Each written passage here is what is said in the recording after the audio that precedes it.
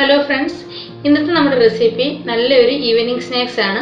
വളരെ കുറഞ്ഞ ചേരുവകൾ കൊണ്ട് വളരെ പെട്ടെന്ന് തന്നെ തയ്യാറാക്കാൻ പറ്റുന്ന നല്ലൊരു സ്നാക്സ് ആണിത്. എല്ലാവർക്കും ഇഷ്ടമാകും. അപ്പോൾ എല്ലാവരും വീഡിയോ സ്കിപ്പ് ചെയ്യാതെ കാണുക. നമുക്ക് വീഡിയോയിലേക്ക് പോകാം.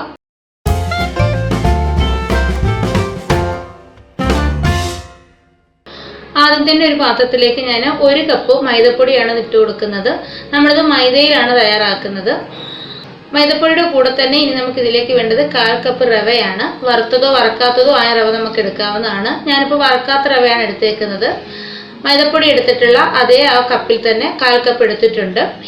ഇനി ഇതിലേക്ക് ആവശ്യമായിട്ടുള്ളത് കുറച്ച് ബേക്കിംഗ് സോഡയാണ്. 2 പിഞ്ച് ബേക്കിംഗ് സോഡ ചേർത്ത് കൊടുക്കുന്നുണ്ട്. ഇനി ബേക്കിംഗ് പൗഡർ ആണെന്നുണ്ടെങ്കിൽ ഒരു 1/2 ടീസ്പൂൺ ചേർത്ത് കൊടുക്കുക. അതിൻ്റെ കൂടെ തന്നെ 2 പിഞ്ച് ഉപ്പും കൂടി ചേർത്ത് കൊടുത്തിട്ടുണ്ട്. ഇനി ഇതെല്ലാം കൂടെ ചേർത്ത് നല്ലതുപോലെ ഒന്ന് യോജിപ്പിച്ചെടുക്കുക. ഈ ബേക്കിംഗ് സോഡ നമ്മുടെ ഈ പൊടിയുടെ എല്ലാ ഭാഗത്തും എത്തുന്ന രീതിയിൽ നല്ല രീതിയിലൊന്ന് യോജിപ്പിച്ചെടുക്കണം. ഇനി ഇതിലേക്ക് കുറച്ച് നെയ്യാണ് ആവശ്യമായിട്ടുള്ളത്. ഞാനൊരു 3 ടേബിൾ സ്പൂൺ നെയ്യ് ചേർത്ത് കൊടുക്കുന്നുണ്ട്. ഇനി നെയ്ക്ക് പകരം നിങ്ങൾക്ക് എണ്ണ വേണമെങ്കിൽ ചേർത്ത് കൊടുക്കാം, അല്ലെങ്കിൽ നെയ്യും എണ്ണയും കൂടെ കുറേശ്ശെയായിട്ട് ചേർത്ത് കൊടുക്കാവുന്നതാണ് കേട്ടോ. എന്നിട്ട് നമുക്കിതെല്ലാം കൂടി നല്ലതുപോലെ ഒന്ന് യോജിപ്പിച്ചെടുക്കണം. നമ്മൾ ചേർത്ത് കൊടുത്തിരിക്കുന്ന നെയ്യ് ഈ പൊടിയിലെല്ലാം നന്നായിട്ട് പിടിച്ച് കിട്ടണം കേട്ടോ. എങ്കിൽ മാത്രമേ നമ്മൾ ഉണ്ടാക്കുന്ന ആ ഒരു സ്നാക്സ് നല്ല പെർഫെക്റ്റ് ആയിട്ട് കിട്ടത്തുള്ളൂ. നെയ്യ് ചേർത്ത് കൊടുക്കുമ്പോൾ നല്ലൊരു ടേസ്റ്റും കൂടിയാണ് കിട്ടുന്നത്.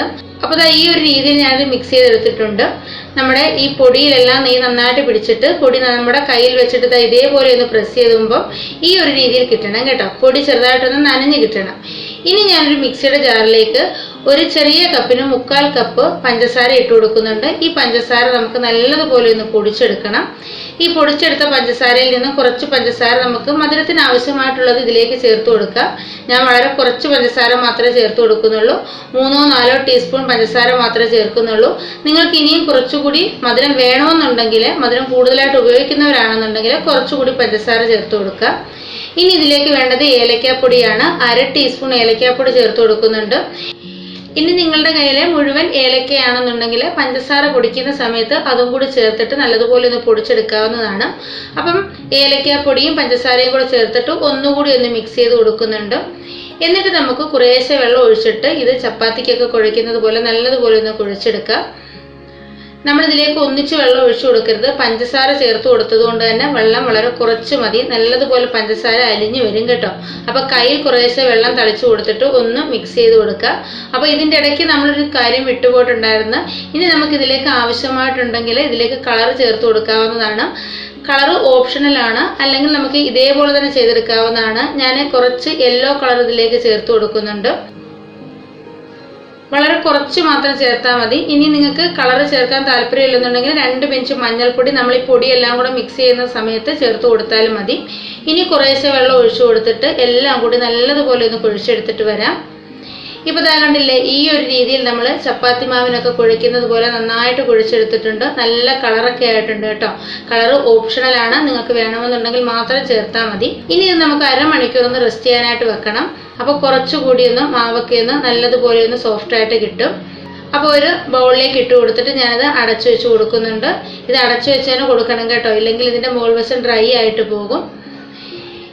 ഇപ്പോൾ 1/2 മണിക്കൂർ കഴിഞ്ഞപ്പോൾ ഞാനിത് തുറന്നിട്ടുണ്ട്. നമ്മുടെ മാവൊക്കെ ഒന്നുകൂടി ഒന്ന് സോഫ്റ്റായിട്ട് വന്നിട്ടുണ്ട്. ഇനി ഇത് രണ്ടായിട്ടൊന്ന് കട്ട് ചെയ്തെടുക്കുന്നുണ്ട്. അതിനുശേഷം നമുക്ക് ഒരു പീസ് നമുക്ക് കൗണ്ടർ ടോപ്പിലേക്ക് ഇട്ടിട്ട് ഒന്ന് ചെറുതായിട്ടൊന്ന് പരത്തിയെടുക്കണം. നമ്മളിത് ചപ്പാത്തിക്കോല് കൊണ്ടൊന്നും പരത്തേണ്ട ആവശ്യമില്ല. കൈ കൊണ്ട് തന്നെ നല്ലതുപോലെ ഒന്ന് പരത്തിയെടുത്താൽ മതി. ഇതുപോലെ ചെറുതായിട്ടൊന്ന് അമർത്തി ഒന്ന് പ്രസ് ചെയ്ത് കൊടുത്തിട്ട് ഇതേപോലെ ഒന്ന് ഷേപ്പ് ചെയ്തെടുക്കുന്നുണ്ട്. കുറച്ച് തിക്കായിട്ട് തന്നെ വേണം നമ്മളിത് ചെയ്തെടുക്കാൻ. ഒരുപാട് കനം കുറഞ്ഞു പോകരുത്, അതുപോലെ ഒരുപാട് കനവും ആയി പോകരുത് കേട്ടോ. ഒരുപാട് കനമായി കഴിഞ്ഞാൽ നമ്മളിത് ഫ്രൈ ചെയ്യുന്ന സമയത്ത് ഇതിൻ്റെ ഉള്ളൊക്കെ വേവാതിരിക്കും. ഇപ്പോൾ കൈ കൊണ്ട് തന്നെ ഞാൻ ഇതുപോലെ ഒന്ന് ഷേപ്പ് ചെയ്ത് കൊടുത്തിട്ടുണ്ട്. എന്നിട്ട് ഞാൻ ഈ ഒരു ഷേപ്പിൽ ഒന്ന് കട്ട് ചെയ്ത് എടുക്കുന്നുണ്ട്. നമുക്ക് ഇഷ്ടമുള്ള ഏത് ഷേപ്പിൽ വേണമെങ്കിൽ നമുക്കിത് കട്ട് ചെയ്തെടുക്കാം. നമ്മളിത് വെട്ട് കേക്കാണ് തയ്യാറാക്കുന്നത്. നമ്മുടെ ചായക്കടയിൽ നിന്നൊക്കെ കിട്ടുന്ന വെട്ട് കേക്കാണ്. പക്ഷെ നമ്മളിതിലേക്ക് മുട്ടയൊന്നും ചേർക്കുന്നില്ല. സാധാരണ വെട്ട് കേക്ക് ഉണ്ടാക്കുമ്പോൾ അതിലേക്ക് മുട്ടയൊക്കെ ചേർത്ത് കൊടുക്കാറുണ്ട്. നമ്മൾ മുട്ട ചേർക്കാതെയാണ് തയ്യാറാക്കുന്നത്. എല്ലാം ഇതുപോലെ ഒന്ന് കട്ട് ചെയ്ത് കൊടുത്തിട്ടുണ്ട്. നടുഭാഗത്തായിട്ട് ചെറുതായിട്ടൊന്ന് ഇതുപോലെ ഒന്ന് കട്ട് ചെയ്ത് കൊടുത്തിട്ടുണ്ട് കേട്ടോ. അപ്പോൾ പെട്ടെന്ന് ഉള്ളൊക്കെ വെന്ത് വരാനായിട്ടാണ് നമ്മളിങ്ങനെ ചെയ്തെടുക്കുന്നത്. അപ്പം നമ്മൾ ആദ്യത്തെ ആ ഒരു പോർഷൻ ഇതുപോലെ ചെയ്തെടുത്തിട്ടുണ്ട്. ബാക്കിയുള്ളതും കൂടി നമുക്ക് ഇതുപോലെ ഒന്ന് കട്ട് ചെയ്തെടുക്കാം. എന്നിട്ടൊന്ന് ഫ്രൈ ചെയ്തെടുക്കാവുന്നതാണ്. ഞാൻ ഇത് പ്ലേറ്റിലേക്ക് മാറ്റിയിട്ടുണ്ട്.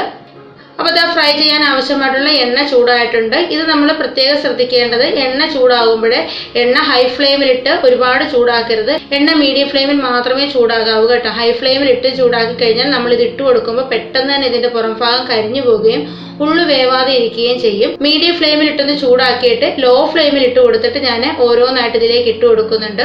ആദ്യത്തെ 1 മിനിറ്റ് ഇത് ഇട്ട് കൊടുത്തു കഴിഞ്ഞ ശേഷം നമ്മൾ ഒന്നും ചെയ്യാൻ പാടില്ല കേട്ടോ. 1 മിനിറ്റിന് ശേഷം നമുക്ക് തിരിച്ചും മറിച്ച് ഇട്ട് കൊടുത്തിട്ട് ഇതൊന്ന് ഫ്രൈ ചെയ്തെടുക്കാവുന്നതാണ്.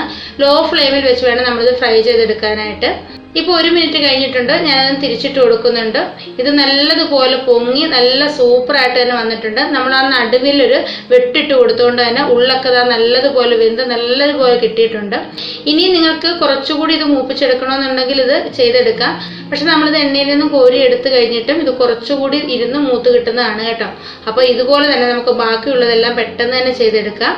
അപ്പോൾ അതാ കണ്ടില്ലേ, നമ്മുടെ സൂപ്പർ ടേസ്റ്റിലുള്ള നമ്മുടെ പലഹാരമെല്ലാം ഇവിടെ റെഡി ആയിട്ടുണ്ട്. നല്ല ടേസ്റ്റി ആയിട്ടുള്ള പലഹാരമാണ്. വളരെ പെട്ടെന്ന് തന്നെ നമുക്ക് തയ്യാറാക്കാം. ഒരുപാട് ചേരുവകളൊന്നും ആവശ്യമായിട്ടില്ല. ഞാനിത് ഒരുപാട് മൂപ്പിച്ചെടുത്തിട്ടില്ല. ഉള്ളൊക്കെ കുറച്ച് സോഫ്റ്റ് ആയിട്ടിരിക്കുന്ന രീതിയിലാണ് ഞാനിത് ചെയ്തേക്കുന്നത്.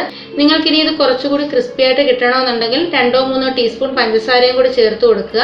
എന്നിട്ട് കുറച്ച് നേരം കൂടി ഇതൊന്ന് മൂപ്പിച്ചെടുത്താൽ മാത്രം മതി. ഞാനിത് ചെയ്തെടുത്തേക്കുന്നത് ഇതിൻ്റെ മുകൾ വശമൊക്കെ നല്ല ക്രിസ്പി ആയിട്ടും ഉള്ളു നല്ല സോഫ്റ്റ് ആയിട്ട് ഇരിക്കുന്ന രീതിയിലാണ് കേട്ടോ. അപ്പോൾ എല്ലാവർക്കും ഇഷ്ടപ്പെടുന്ന നല്ലൊരു പലഹാരമാണ്. ഒരു പ്രാവശ്യമെങ്കിലും ഇതുപോലെ ഒന്ന് ചെയ്ത് നോക്കുക. ചെയ്ത് നോക്കിയിട്ട് നിങ്ങളുടെ അഭിപ്രായങ്ങളൊക്കെ അറിയിക്കുക. അപ്പോൾ ഇന്നത്തെ വീഡിയോ നിങ്ങൾക്ക് എല്ലാവർക്കും ഇഷ്ടമായെന്ന് വിചാരിക്കുന്നു. വീഡിയോ ഇഷ്ടമായിട്ടുണ്ടെങ്കിൽ ലൈക്ക് ചെയ്യാനും ഷെയർ ചെയ്യാനും കമൻറ്റ് ചെയ്യാനും അതുപോലെ തന്നെ നമ്മുടെ ചാനൽ സബ്സ്ക്രൈബ് ചെയ്യാതെ ആരെങ്കിലും കാണുന്നുണ്ടെങ്കിൽ ഒന്ന് സബ്സ്ക്രൈബ് ചെയ്ത് സപ്പോർട്ട് ചെയ്യാനും മറക്കരുത്. അപ്പോൾ നമുക്ക് അടുത്തൊരു വീഡിയോ ആയിട്ട് വളരെ പെട്ടെന്ന് തന്നെ കാണാം. അതുവരേക്കും ബൈ. Thank you.